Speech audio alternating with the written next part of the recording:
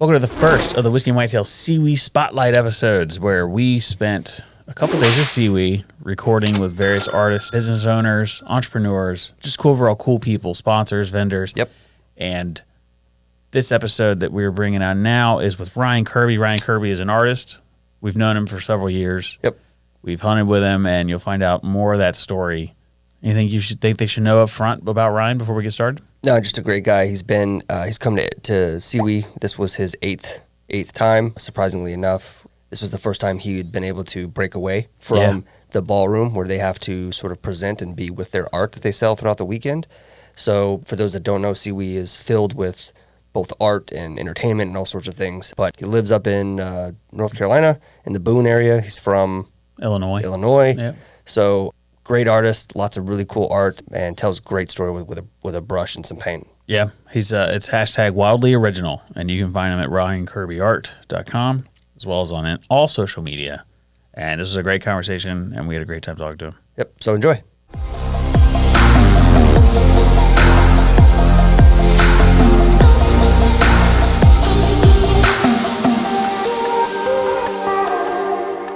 Good. All right, we're back for our final episode of the SEWE podcast. And today we have a special guest, Ryan Kirby. Now, for those of you who don't know Ryan is a wildlife. Would you call yourself a wildlife artist? Yes. Is that fair? Yep. Okay.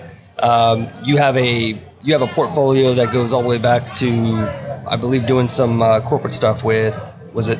Yeah, Winchester and Browning. I actually got my start for working for the Wild Turkey Federation in Edgefield, South Carolina. I worked there for 7 years after school as a designer and illustrator, and then launched out on my own doing freelance design work and wildlife art. And then that's just kind of grown and taken off. And we've been here at SEWE for 8 years now. Wow. 8 years. Yeah, 8 years. It's our first year, and we're super happy to be here. Yeah. It's we've come here a lot, like just to come, but yeah. Actually being part of the show is really cool. Yeah. So just the first one that we're going to put is a bottled and bond, which means a minimum of 4 years old. It's 100 proof. And this is made by Old Forester. It's the Old Forester 1897. And thank you to Cheers SC for donating this stuff to us for the show. We're very thankful to have it. It's yours. That's awesome. Dude, you guys have got to be able to hang to do this. Yeah, we have. This is the last episode. So we're actually going live on the news at 7:15. So we're like, we have been trying to be good all day. Yeah, I've been using a glass you can't see through, so people aren't 100% sure if I'm drinking or not. Yeah. If I'd been drinking all day, there's no way I'd be making that news appearance. Well, I'm not a huge golfer, but I know guys that go out, and if they don't want to drink, when everybody does like the shot on the green, they just throw it over their shoulder and hits the grass and nobody can tell. You could totally do that here. Yeah, you're right. If you really get, for sure. Absolutely. Want to conserve yourself. I want to see if you smell anything on this. This stands out. Or what does it remind you of? Yeah, does it remind you of anything? Whiskey. Yeah, there you go. That works. It's one of my favorites because it has a kind of great big league chew smell to it. Okay, yeah. That it's Old Forester's kind of known for in some of their pours, but it's really strong in this one for some reason. Great big league chew is a great descriptor. Yeah. You taste it, right? You smell it. Yeah. So that's awesome. But that's like the everyman's description of like fine connoisseur of anything. Great big league chew is a great term. Yeah. We try to. So there are a lot of whiskey podcasts or YouTube channels, and they get really detailed into vanillas and Yeah. We do that sometimes, but we prefer to let the taste and the smell like bring us back to places like grandma's house in the fall or T-ball with great big league chew. Yeah, there you go. Things like that. There you go. And it's just more relatable, I think, to more people because people are like, I don't get that out of this, but taste and smell is subjective. So what you smell and get out of it's going to be different than. And I think art is the same way, right? When you look at art, someone may see and take something away from a piece of art that is different than what you might. Totally. So I have a question for you, and this could backfire on the question, but I'm just going to shoot in the dark and say it. Okay. Do we look familiar to you? Oh, yeah. I remember. We talked about Joe Rogan at Tines and Tuss. Okay, all right. I know. We didn't know if you'd remember. Oh, yeah. Okay, cool. No, but I mean, that was a long time ago. Yeah, and it was years ago. I didn't connect the dots till after we started, like, hitting back and forth. Right. And But yeah, I remember that night at Tines and Tusk. With Kyle. I wasn't sure if you would. With Kyle and Eller. Yeah. And I saw Eller last night. We talked about it. Good. Yeah. Awesome. Oh, nice. Yeah. I wasn't sure. I told him, I was like, I didn't mention anything in the text, but I'm gonna see if he remembers. Well, because you guys knew that Joe Rogan was going to change the world before he changed the world. Yeah, we said that. That was how many years ago? I don't know. 5 years ago? It was at least 5 years ago. Yeah. And I had, obviously I knew who Joe Rogan was. I didn't listen to podcasts at that point, and now he's Joe Rogan. Yeah. Because we had a podcast back then with a different podcast. It wasn't this one. But But we were like, it's like podcasting is going to be the thing. It was actually an episode of that podcast that we named the episode Whiskey and Whitetails, and our third kind of silent business partner was like, that name is a company. Yeah. Like that is what you guys need to double down on. He's like, if you guys don't do it, I'm going to take the money and I'm going to trademark it and I'm going to do it myself. So we're like, all right, well, let's pump the brakes a little bit. A year and a half later, here we are. So that's awesome. It's when they asked us to come do this, and they asked us like, we'd like you to do some coverage with your podcast of guests, of artists, and anybody who's here. We were like, well, Ryan needs to be at the top of that list if we can make that happen. Yeah. And we're glad you did, dude, especially knowing that you've been here 8 times and not been out of that ballroom.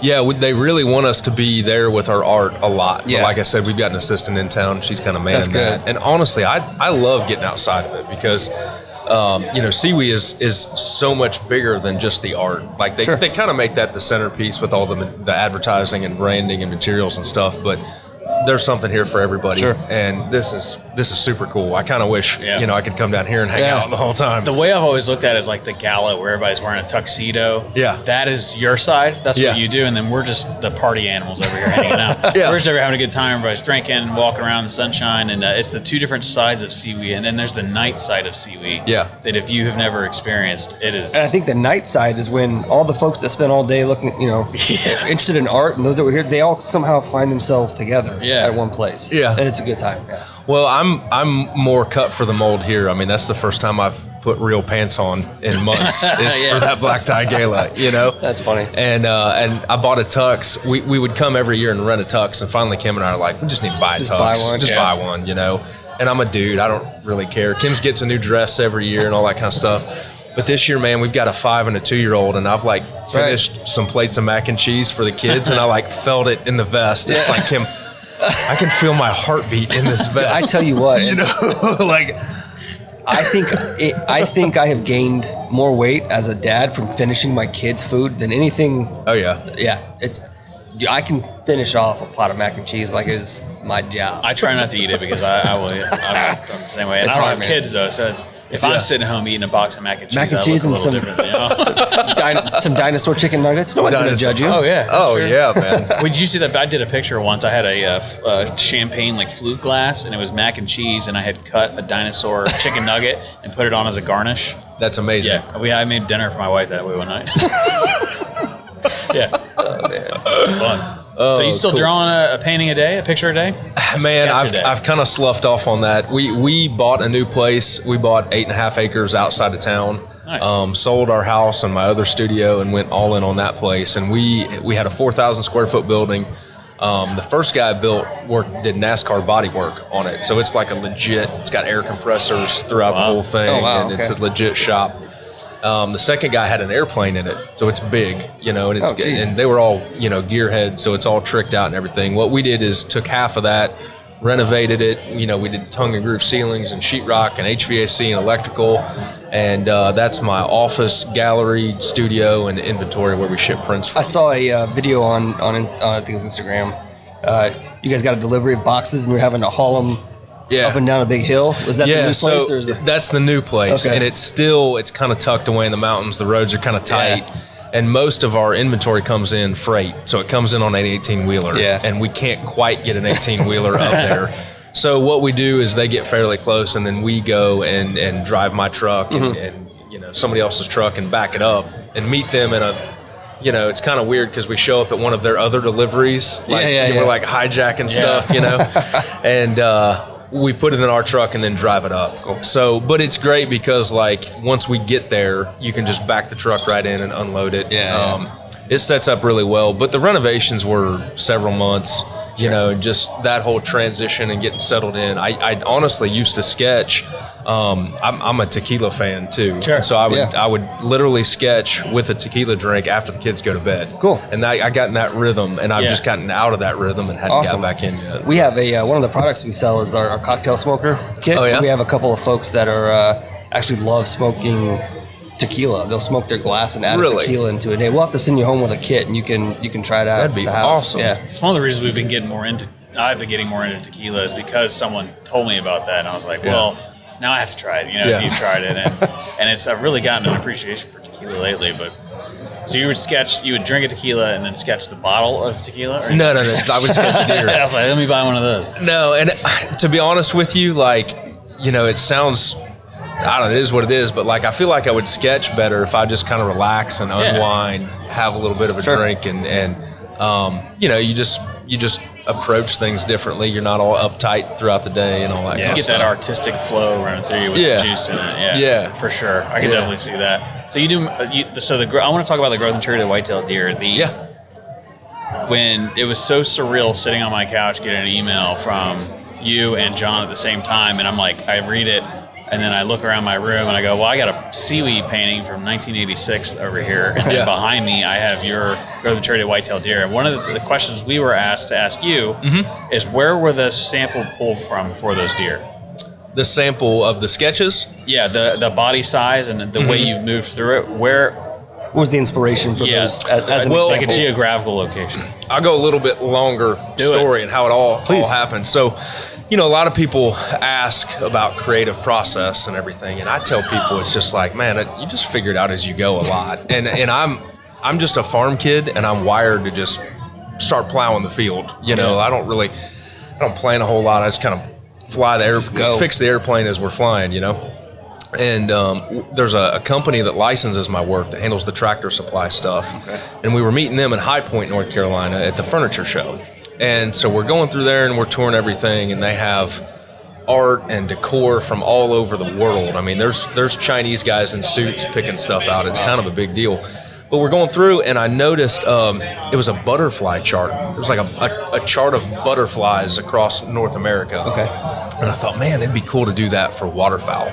And so the first project we did was the waterfowl, the flyways. The flyways, yeah. And so I literally went through and made a list, and I had an MBA kid that was working for me at the time right out of school, and he went through and worked with DU on some of the species and stuff. And so anyway, I had a whole, like a Microsoft Word list, and I went and I sketched 3 to 4 a day for like 2 months, and we did the Atlantic flyways, and I hired out a designer to lay it out for me while I was sketching. We got that one done, and I was like, man, we still have some time before we have to go to press on this thing. I wonder if we could do one for deer. Like, what could we do that's cool for deer? What are people into? Yeah. And the aging the deer is the big thing. So I started working on that, and I worked with NDA a ton on that. Okay. Kip Adams and Matt Ross were like clutch for me on that. So I went through, and, you know, I grew up in the Midwest. I knew deer, understood deer. I know deer body sizes are all over the map everywhere. So I started really Googling. What I did is I Googled different photos of deer at different ages, and then I would take parts and pieces of all the photos and put them together, and then I would do a sketch. And the advantage is, you know, you've seen a lot of the deer aging charts, but they're taken from a photo. And one deer's from South Carolina, and the poses are all over the map. It's different deer, and the advantage of drawing it is that we could actually do the same pose that showed the tarsal glands, that showed the brisket, that showed the head and neck at the same angle, like an apples to apples comparison. So really the actual samples were taken, it's kind of a Photoshop collage, if you will. Sketched all the art, and I presented it to Kip and Adam,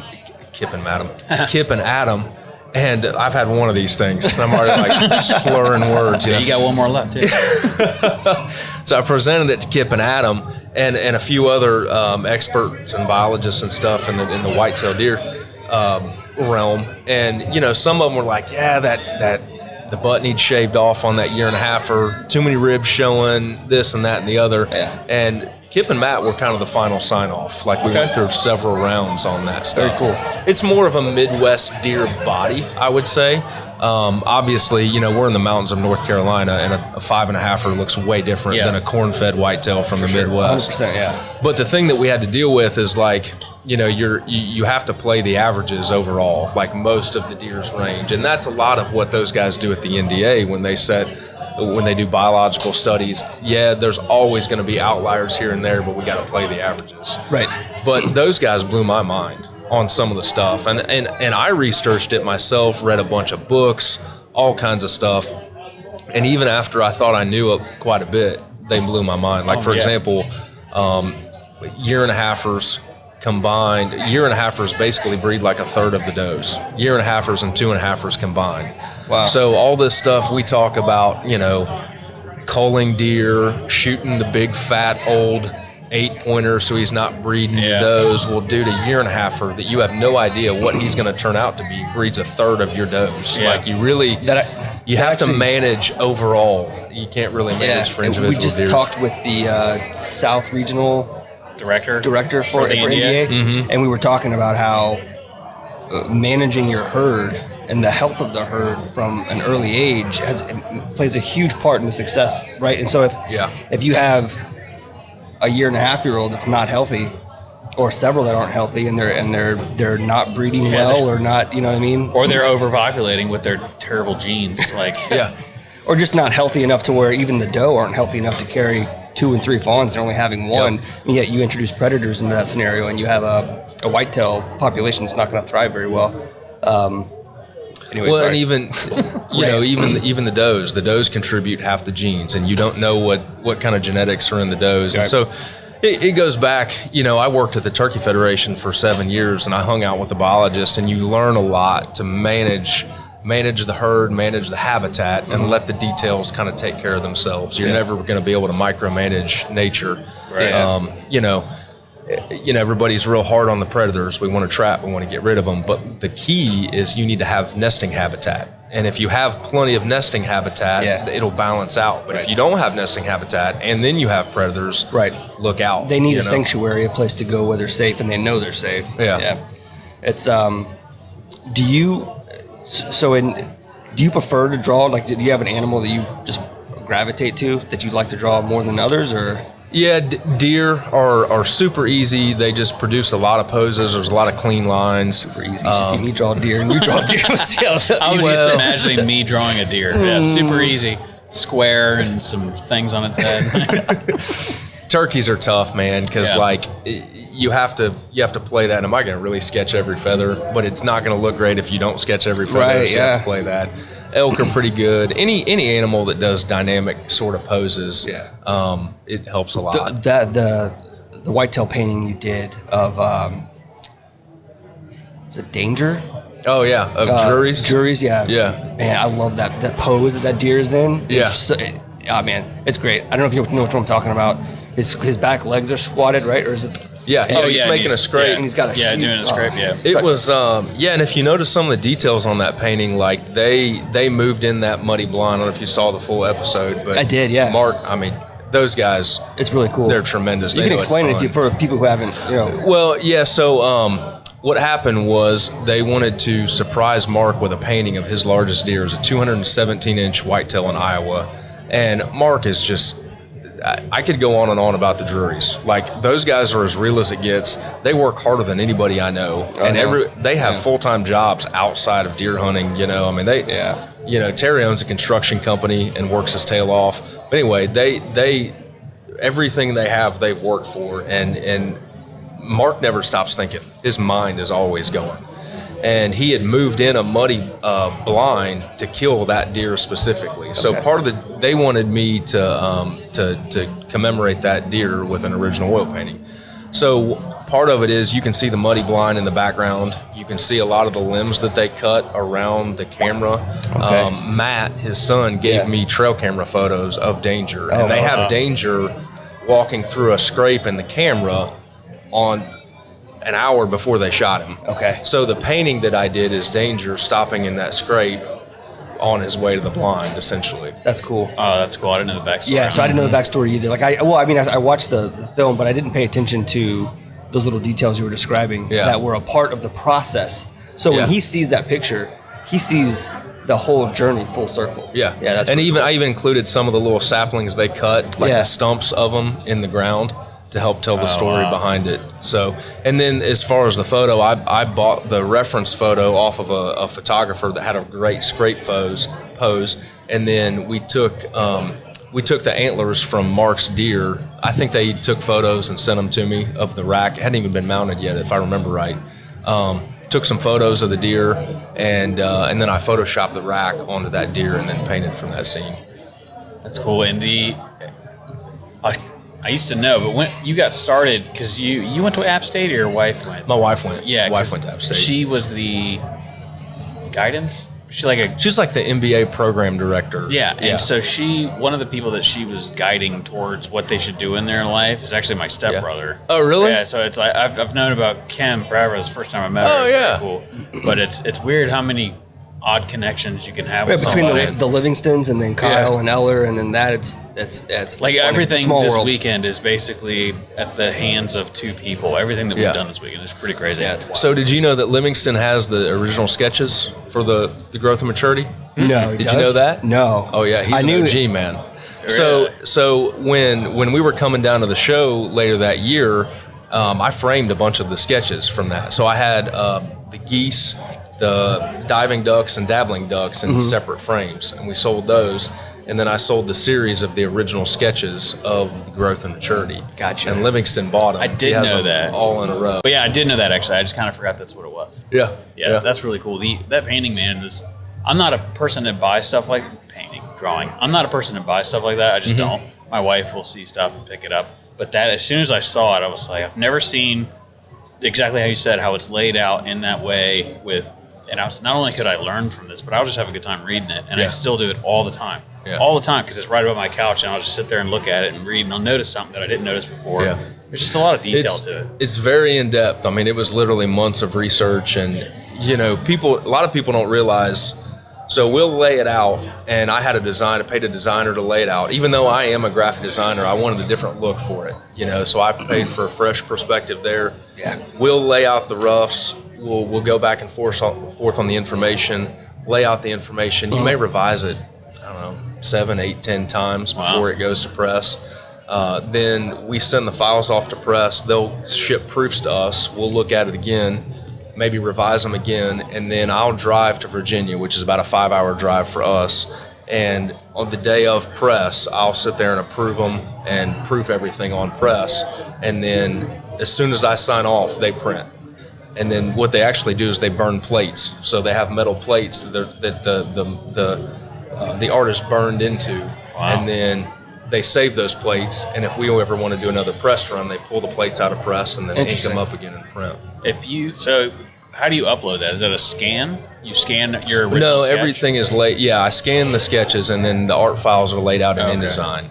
And then we submit the InDesign files to the printer. I gotcha. But what you have to do is at some point, that thing is burned into a plate, a metal plate. Yeah. And so when I drive to Richmond, we're basically just proofing for color. Like, this is a little bit too red, pull some of that back. It's a little bit too dark, let's pull some of that back. But to change one word is like $2,000. Sure. Because they have to throw the plates away, and they have to reburn them. So you want to avoid that. So and it's this way with all my projects. By the time they hit the public, I've looked at them so many times, I almost don't want to look at them anymore. It's kind of like a book with an author. They've read it so many times, they can't read it. Yeah, well, I mean, we've done it on a smaller scale, way smaller videos, or we edit these podcasts if we have one that's particularly challenging because of background noise or whatever. By the time you get to the end of it, it's like just... I'm sick of it. Like, I've ruined songs, like songs that I really like, and I put them to a video. By the time I've finished the video, I've listened to that song 500 times over 4 days or 6 or a week or whatever. And it's like, now that song, I used to love the song Axe by Steel Woods. Yeah. And I made a TikTok. It ruined the song. Every time it comes on, I change it. I've heard it too much. And that's one thing about being creative is you can kind of ruin your own stuff and get to a point where you're not happy with it. But I don't think you're not happy with with your stuff. I'm just saying.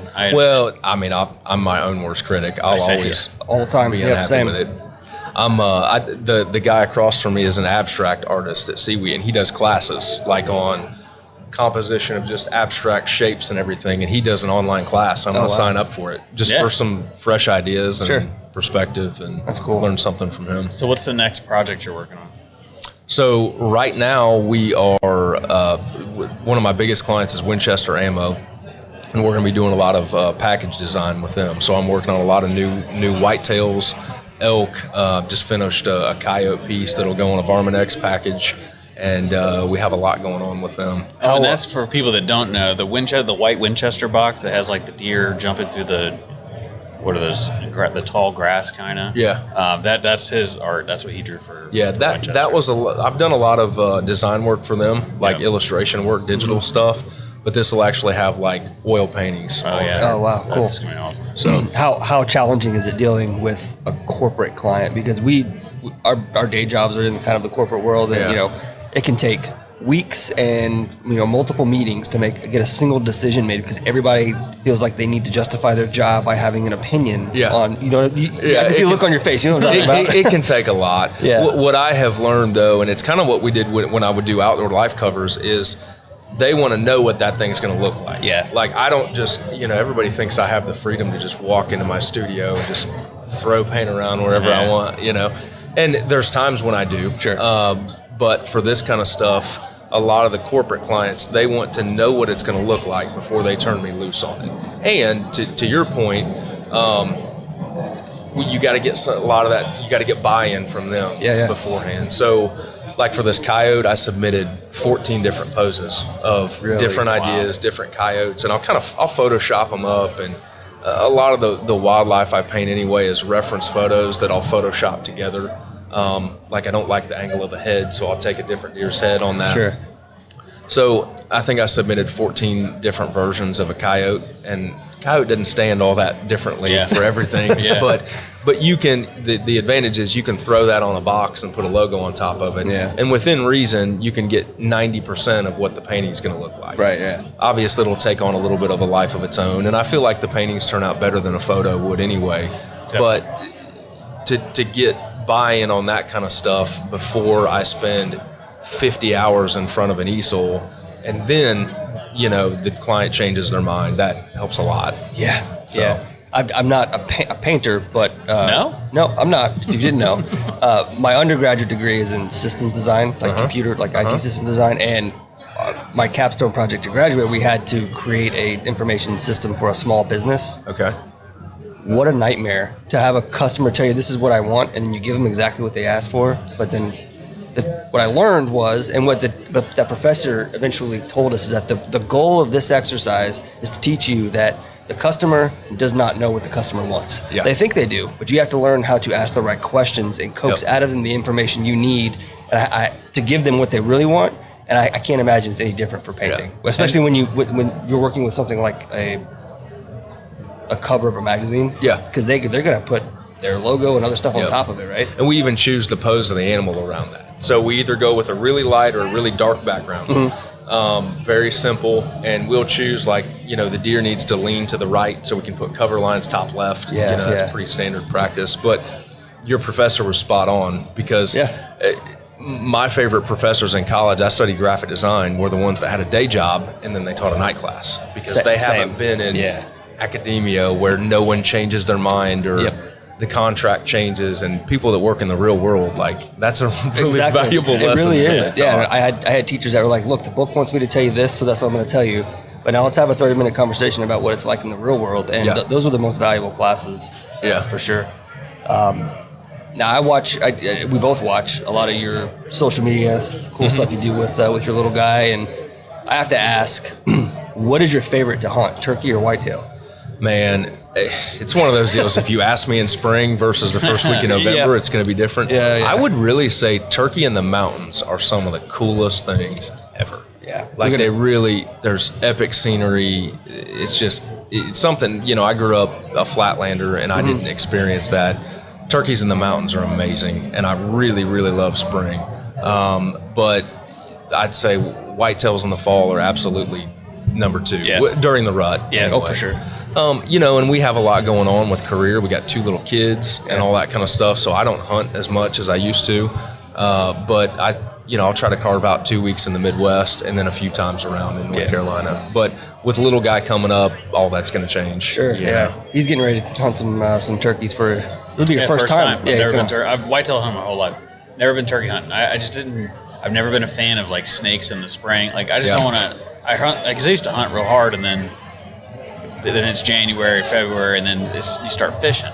Yep. Right, and it's like you want me to go sit in the woods like that big snake you found out in Ridgeville. Like, do I want to go sit on a log and have that monster creep around? So I've just never gotten into it. Or go drink beers on a boat with a line in the water. Yeah, go drink beers on a boat. Yeah. Do you still have that picture of that snake? We talked about that last night. Did I you? pulled it up. I'll have to text the actual pictures to you. Send it to me Yeah, and I'll put it in we'll put here. it on the video. Tell us that story. You were sitting there on a log. So Mike and Kyle had never killed a turkey, and they wanted me to come down and just kind of take them, show them the ropes and everything. And I think that was like the first year I'd ever been on Tines of Tusk out there.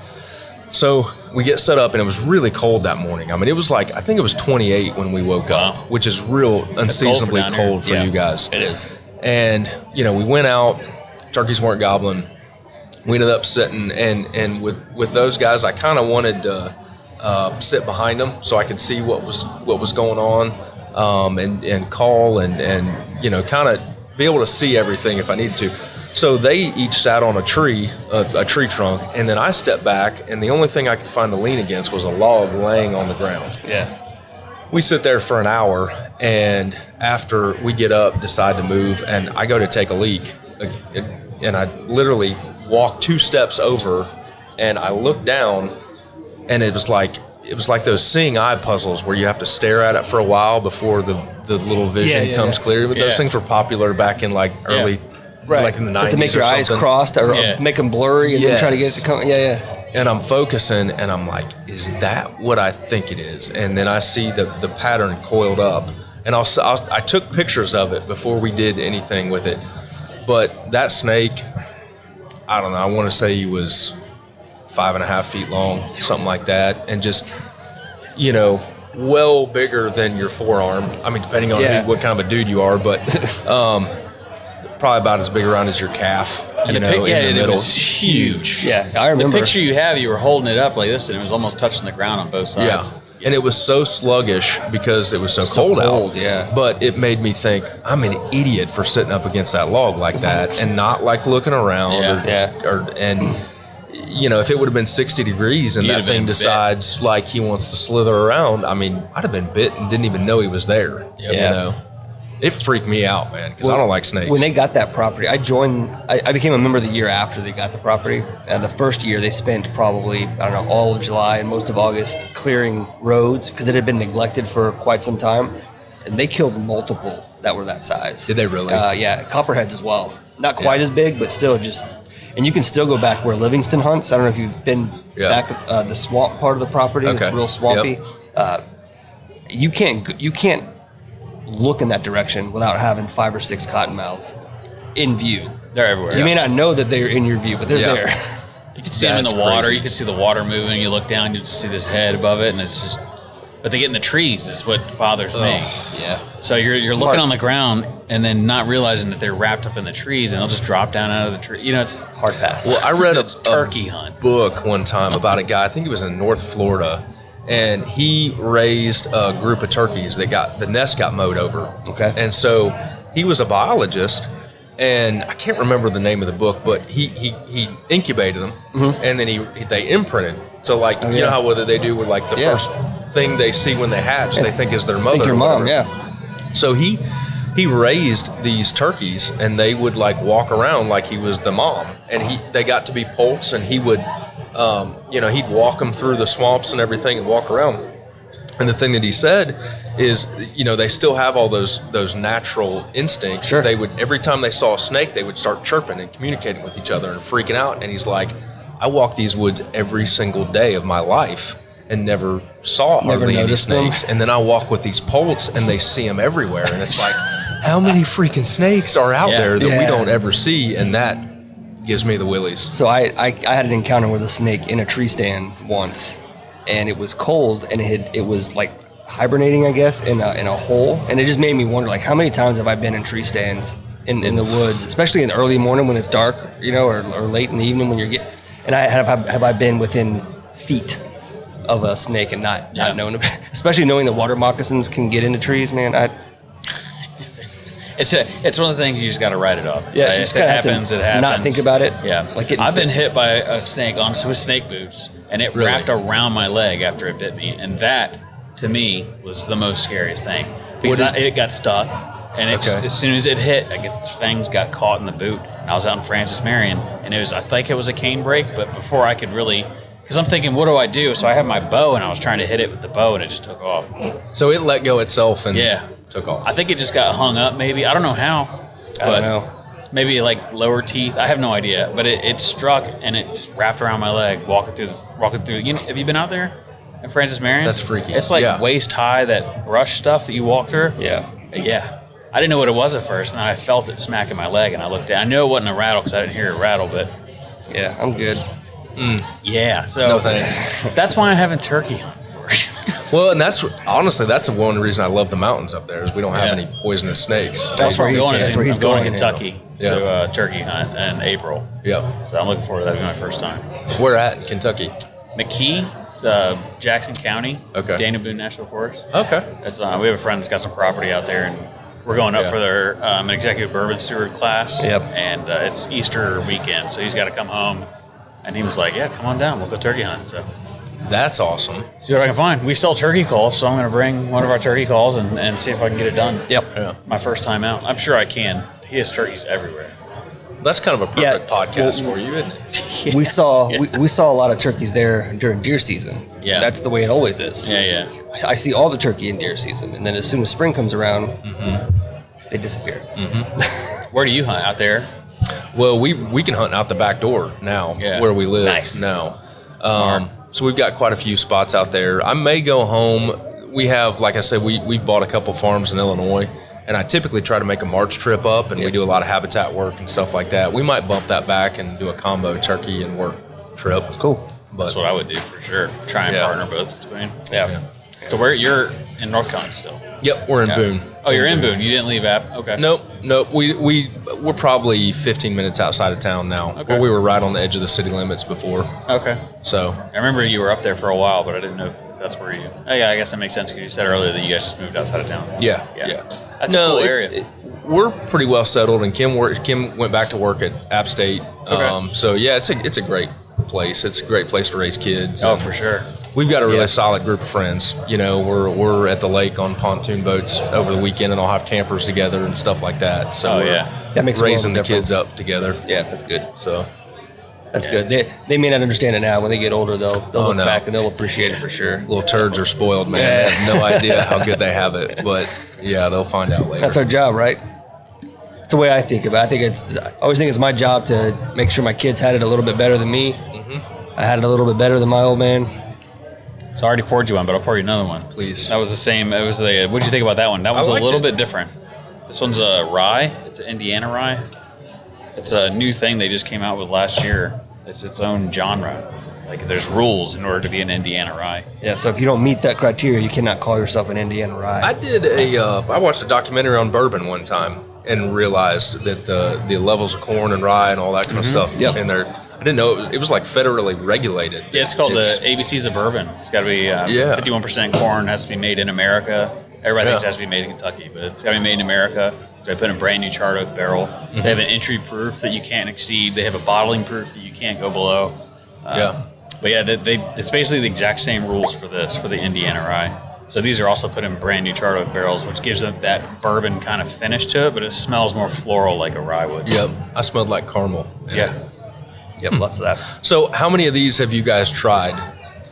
Oh, jeez. Like literally, how many brands have you guys sampled a bottle of? I personally have maybe 250 open bottles at my house, and then it's crazy. A lot more than that. And then tried, I don't know. We've probably, there's no way you could try it all, but more than likely, if you name it, we've tried it. Yeah. I mean, it's The stuff that we haven't tried would be the stuff that's really small. Yeah, small craft distilleries. Craft distillers that maybe you can only get in certain states. Like this is a craft distillery. They don't sell this here. You have to go to Indiana to get this. Yeah. If you had to pick a number, I would say we're individual specific whiskeys. We're probably close to the 500. Yeah, maybe. I don't know.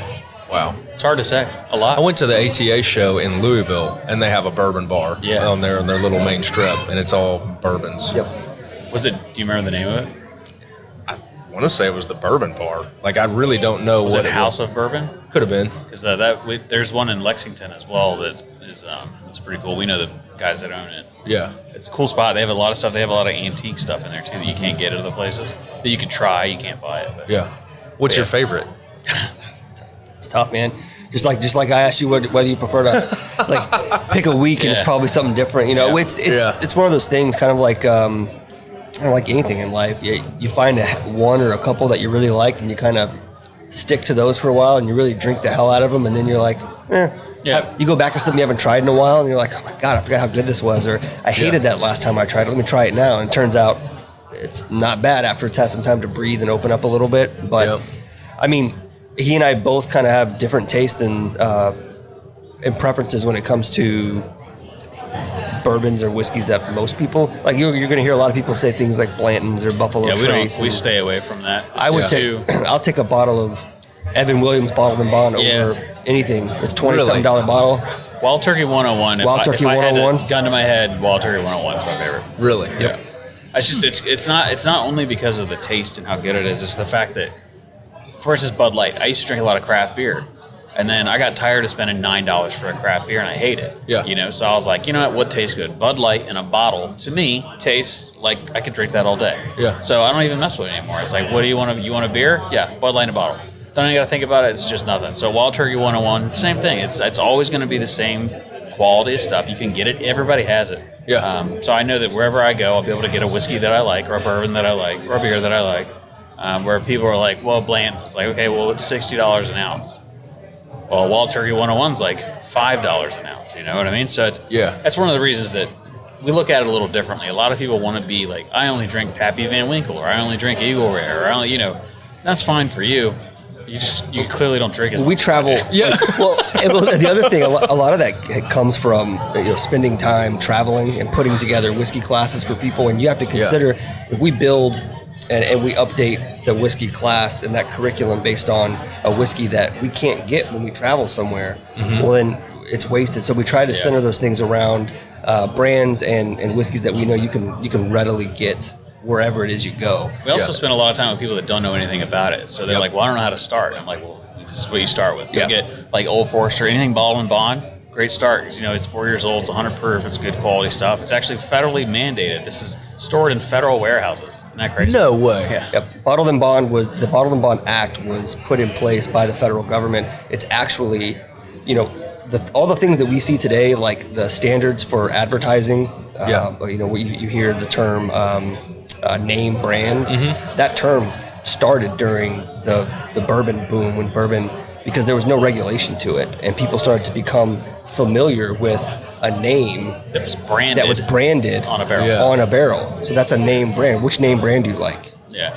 And then the Bottled and Bond was put in place to help brands manage the quality, because it was the Wild West. Yeah. People were creating distillate and then putting tobacco spit in it to give it a brown flavor, whatever they could find. They'd also buy barrels from, Old Forester. They were the first one to bottle whiskey, and the reason why they used to have them in barrels, and the barrel would get half empty, and they're like, well, we're running out. They'd dump some water in there to fill it back up, maybe some, whatever, and they bring it back up, and like, it looks a little off, so they'd spit in it. Spittoon.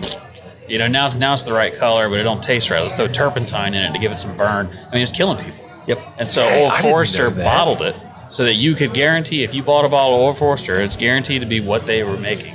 And the federal government kind of compounded on that. It's like, well, now people are cheating what they're putting in their own bottles, so we're going to do a favor for the consumer, and all Bottled and Bond we're going to watch it with federal eyeball. So when you buy something that's Bottled and Bond, you know that it was made by it's distilled during the same distilling season by the same distiller. Same distiller, bottled and stored in a warehouse, and that warehouse is monitored by the federal government. Yeah. And it has to be crazy. a minimum of 4 years. So because anything that's bottled in bond, while the flavor may change based on where it was aged, and it may have been bottled or it may have been aged longer. Yeah, it does it 4 years is the minimum. It Right. could be 8 years. And depending on what the mash bill is, the flavor is going to be different, but you are guaranteed to get that quality because it's bottled in bond, and you can't add flavor to it. You can't add flavor to any bourbon, period. That's also against the law. So, just me being ignorant to it, I would have thought that bottle and bond was just like a marketing tagline, like something cool they put. So- that's a legit thing It's a across legit all thing, brands. That is a legit You cannot put that on the bottle unless it was bottled in bond. So Right. that it's a bonded Wow. government warehouse that they store that in. Yep. It's crazy. And when we do our class, we actually talk specifically about marketing and labels because there's a lot of misinformation, a lot of trickery. Yep. Every bottle you pick up has a story, and if you go to their website, they're going to tell you that they were the first to do this, or the originator of that, or they invented bourbon. And it's just like everybody has the same story they claim, but it's all marketing for the most part. Yeah. Yeah, it's interesting stuff, man. It's an easy rabbit hole to go way down. Yeah. I'm sure the classes would be fascinating. Yeah.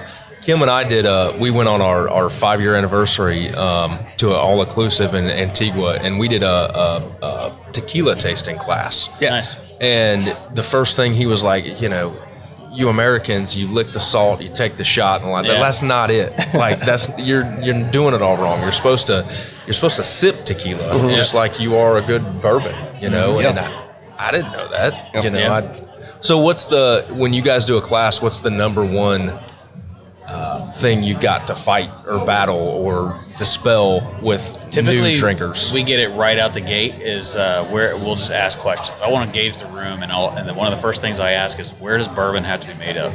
And even Joe Rogan, he says on his podcast all the time, he's like, well, Buffalo Trace, he's like, it's bourbon, which means it's Kentucky whiskey. Yeah. And that's not true. Bourbon has to be made in America. You can make bourbon here in South Carolina. There are distilleries here that make bourbon. Yeah. And that's usually the number one thing. The other one is some of the labels, the way they put the label on there, the words that are on it mean different things. Okay. So a straight bourbon whiskey, for instance, it has to be basically this, but it can be 2 years old. And a lot of people have a hard time wrapping their head around it.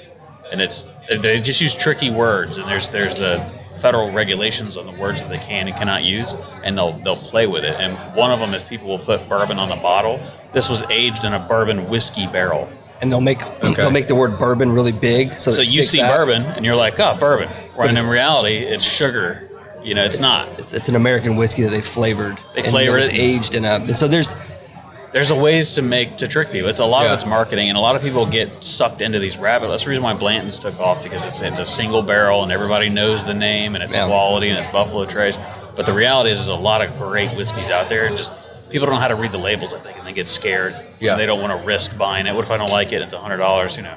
One of the biggest issues with classes is, and we headed off really early with some of our very first classes, was people coming in with a preconceived idea about a specific brand or a specific, I don't like Jim specific Beam. release of a brand. And so when we do our classes, we do everything blind. You get multiple whiskeys, but they're covered with a bag, so you can't see what it is. Okay. And then we ask people to talk about what they liked and didn't like. And all the time, we have people that will pick a $23 bottle of Early Times or something else over that $70 bottle of Eagle Rare. And I can't. We've had people get angry at us because, in front of a bunch of other people, they're like, oh, yeah, it's, that's got to be this or that. And it turns out it's a $26 bottle. And my grandpa drinks that piss, and you're like, well, you just said that it was the best thing on there. Well, you're throwing out names that we drank in college when we were broke before we sold our books back. I'm telling you. Right. I'm telling you. Sold books back. Oh my God, I haven't thought about doing that. I know, dude.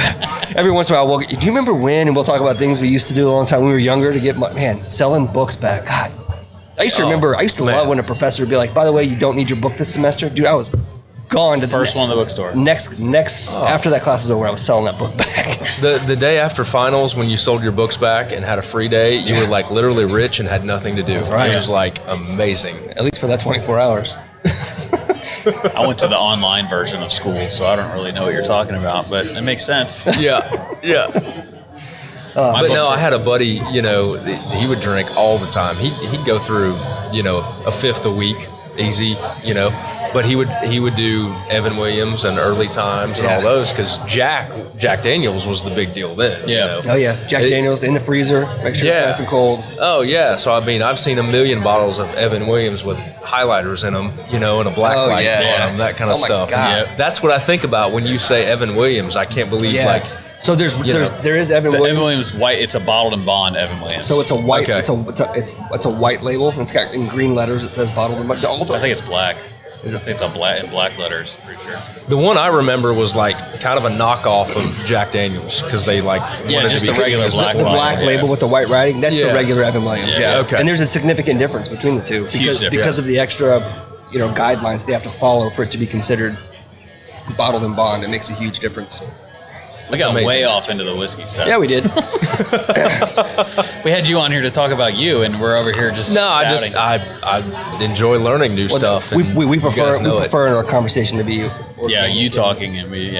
just a general bullshit session. That's what we do. Yeah. It's a good time. It's the best way to go. No, I honestly, I've learned more sitting down with you guys than I ever have about Well, we appreciate it, or man. whiskey or anything. Yeah. Put that on a label and let's ship it around. You hear that? You hear that? Yeah, man. We You should. might, if you start turkey hunting though, you might have to change the name of your podcast. You might have to be like Whiskey, Whitetails, and Wild Turkey or Somebody something pitched like us that. earlier. We should do something. They wanted to do something with us, but they wanted to include women. So they're, how about whiskey, wine, and There you whitetails? go. And I'm like, yeah, and alphabet soup and whiskey, wine, whitetails, Chick-fil-A. We'll just Keep adding to it. just write a paragraph and put it on a hat. What he doesn't realize is that most of our customers, without any additional are prompting, women. are women. Yeah, Really? the vast majority. Yeah. Because if you think about it, the stuff we sell is stuff that most men are hard to buy for, and a lot of the stuff we sell is they don't have it. Yeah. So it's I look at my own stuff and go, that'd be cool to have. But if I was shopping for myself, I wouldn't buy that for myself. Nah. But women will absolutely buy it as a gift, and I tell you what, man, I think men in general just don't buy stuff for themselves. We have that all the time on the art side. I had some MBA students at App State did they took our social following as like their senior project, and they tried to find what else way they were following, and like Southern Living was the number 2. Like they followed us in Southern Living because they were women, and it's like I thought all my guys were just like dipping and spitting in Mountain Dew bottles and like killing turkeys and stuff, and you think about that and it's like, well, if we want to advertise, we need to cater to the women. We need to have some better photography and all that kind of stuff. So that's what our market survey was pretty much the same thing. It was the vast majority of the customer was women. Now the content that we make, the content is mostly men. Yeah. But for sure the billfold, if you will, is women. Yeah. But it's one of the things we just changed our thank you cards, and it's like this comes with a free subscription to the Whiskey and Whitetails podcast. They're all free, but it's just kind of something silly that we think it'll be funny. Just in order to you can kind of get both at once. And we have Patreon followers that they got our gift as a Christmas gift. Yeah. And they ended up following us on Patreon because they just like what we're doing and they want to be part of the behind the scenes stuff. Yeah. And it's a lot of fun. We're super thankful to be at SEWE and getting to talk to awesome people, and are super thankful you sat down with us today. We should definitely, if you're ever in town and want to do some kind of whiskey thing, you should definitely try that out. We actually talked to Eller the other night about trying to come down and turkey hunt again and getting down here. We'd love to do something at the club. Matt can make food. And we'll do another. Awesome. We'll do something like that and cook a bunch of stuff, and we'll bring some whiskey, and that'd be awesome. That'd be a great time. Just let us know. Yeah, we'll wear triple snake boots. Yeah. There you go. Carry each other on our backs. I'm going to get down some the wood. chainmail. Chainmail. Running and gunning turkeys and chainmail. Clang, clang, clang. Tell everybody where they can find you and they can get your awesome stuff. RyanKirbyArt.com and Instagram at RyanKirbyArt. It's probably the best way to go. Awesome. So, I Thanks appreciate for your it, time, fellas. man. Cheers. Yeah, man. And thanks for coming by. Good luck the rest of the weekend. And I hope you get the rest of this painting sold. This has been really cool, guys. I appreciate it. Appreciate the opportunity. Thank you. All right. That's it. Signing out from SEWE. Bye, everybody.